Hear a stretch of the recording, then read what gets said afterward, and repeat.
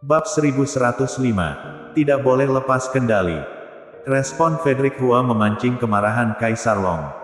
Jadi ketua Hua lupa. Suara Kaisar Long penuh dengan kemarahan. Jika lupa, aku bisa mengingatkannya. Hehe, tidak perlu. Frederick Hua mengeluarkan tawa dingin. Selama bertahun-tahun, orang yang membantuku tidak ada 100. Hanya ada puluhan. Apakah aku harus mengingat setiap perkataan yang mereka katakan kepadaku? Jika aku tidak salah ingat, lebih dari 40 tahun yang lalu, Kaisar Long memberiku $1000. Begini, aku akan memberi Kaisar Long 10 juta sebagai pengembalian 100 kali lipat. Sudah cukup bukan? Tentu saja. Jika Kaisar Long merasa 10 juta tidak cukup, aku bisa menambahkan sedikit lagi. Bagaimana kalau 20 juta? Kata-kata Frederick Hua penuh dengan sindiran. Bahkan sedikit ejekan. Jika begitu, lupakan saja. Aku tidak memerlukan pelunasan dari ketua Hua. Lagi pula, selama bertahun-tahun, aku telah membantu banyak orang. Mungkin tidak sampai 100. Tetapi setidaknya puluhan. Aku tidak mengharapkan setiap orang untuk mengingat jasaku. Bukan, ujar Kaisar Long menahan amarah. Tidak masalah. Aku sering bertemu dengan orang yang tidak tahu balas budi. Ujar Kaisar Long langsung menutup telepon. Pong pong pong. Setelah menutup telepon, Kaisar Long langsung melemparkan piring buah dan cangkir teh yang ada di meja teh ke lantai.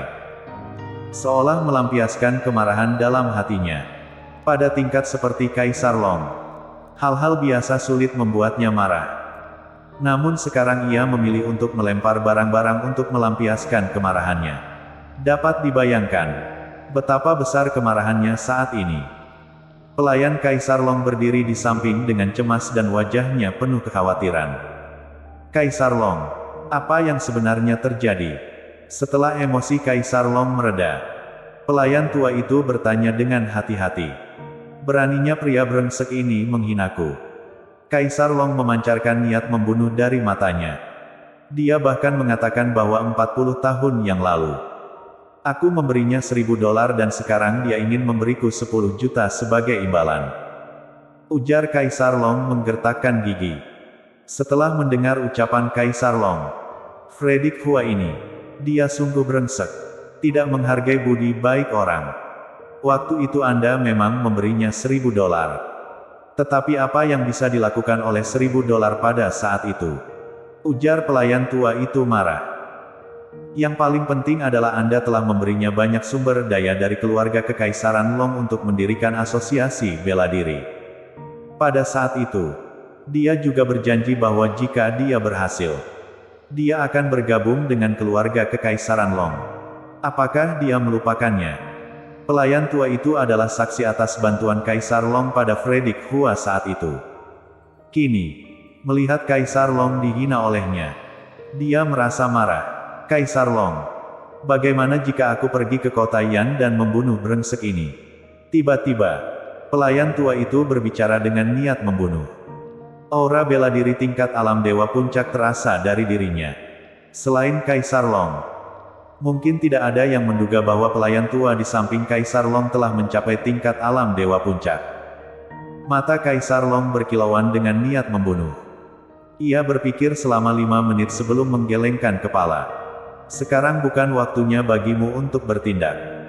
Tunggu turnamen Raja Kota Yan kali ini tidak akan begitu mudah menentukan pemenangnya. Apa maksudmu? Tanya pelayan tua itu bingung. Kaisar Long memejamkan kedua matanya dan di balik mata yang dalam itu terpancarlah cahaya cerdas. Karena turnamen Raja Kota Yan ini pada dasarnya adalah sebuah perangkap. Perangkap yang menggegerkan dunia. Ujar Kaisar Long tegas. Perangkap. Ujar pelayan tua itu membelalakan matanya dan tiba-tiba menyadari sesuatu. Apakah? Ujar dia, tatapan takjub terpancar dari wajahnya. Namun, sebelum dia selesai berbicara, Kaisar Long langsung menghentikannya. Ingatlah untuk tidak mengungkapkannya secara sembarangan. Setelah mendengar ini, pelayan tua itu segera menutup mulutnya. Tetapi di matanya yang penuh kejutan dan masih ada sedikit kecurigaan. Di sisi lain, setelah Kaisar Long menutup teleponnya, Apakah dia menganggap dirinya sebagai penyelamatku? Cibir Fredrik Hua. Pada saat itu, kita hanya saling memanfaatkan. Apakah dia pikir aku bodoh? Waktu berlalu. 3 hari berlalu dengan cepat. Selama 3 hari berturut-turut, seluruh kota Yan dipenuhi oleh orang-orang. Para master alam raja yang biasanya jarang terlihat, sekarang muncul di mana-mana seperti rumput. Namun, yang benar-benar mencapai tingkat alam raja puncak dan di atasnya masih sedikit. Bahkan raja dari 5 keluarga kerajaan Kyushu hanya memiliki kekuatan alam raja puncak dan setengah langkah menuju alam dewa. Selain keluarga dan kekuatan papan atas, hanya para master tersembunyi yang memiliki peluang mencapai kekuatan alam raja puncak dan di atasnya. Di kota Kyushu, pusat medis Aimin, Jerry yang terbaring di tempat tidur. Sementara Viola Feng memegang beberapa jarum perak dan menusuk beberapa titik akupuntur Jerry Yang. Keringat halus menutupi dahi Viola Feng. Tubuhnya sedikit gemetar, tetapi dia tetap bertahan dalam mengobati Jerry Yang. Setelah 81 jarum perak ditusukkan ke Jerry Yang, Viola Feng segera menggerakkan jari-jarinya di atas setiap jarum. Kemudian, dalam sekejap, hal yang menggemparkan terjadi. Setiap jarum perak yang dilalui oleh Viola Feng mulai bergetar dengan frekuensi tinggi. Wajah Viola Feng menjadi sangat pucat. Tampak jelas metode perawatan ini sangat menguras tenaganya. Namun, Jerry yang berbaring di tempat tidur, merasa sensasi hembusan napas yang menenangkan melalui setiap jarum perak dan sangat nyaman. Dia merasa seolah-olah berada di alam surgawi dengan aroma bunga dan suara burung, di mana setiap hembusan napasnya terasa seperti napas dewa. Gejolak dalam hatinya mulai mereda. Tiba-tiba, tutup. Teriak Viola Feng berhenti mengepakkan 81 jarum perak. Puff. Viola Feng tiba-tiba memuntahkan darah dan wajahnya pucat pasi. Viola. Jerry yang terkejut. Dia tidak bisa melihat apa yang terjadi pada Viola Feng. Tetapi dia bisa merasakan tubuh Viola Feng melemah.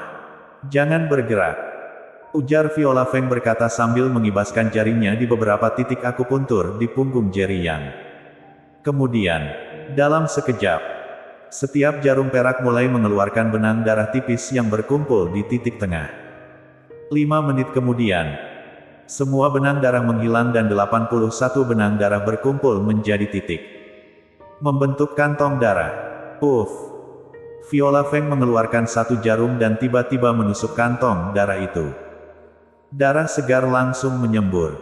Jerry yang merasa tubuhnya sangat ringan, penuh dengan kekuatan. Gejolak yang tersisa dalam hatinya menghilang sepenuhnya.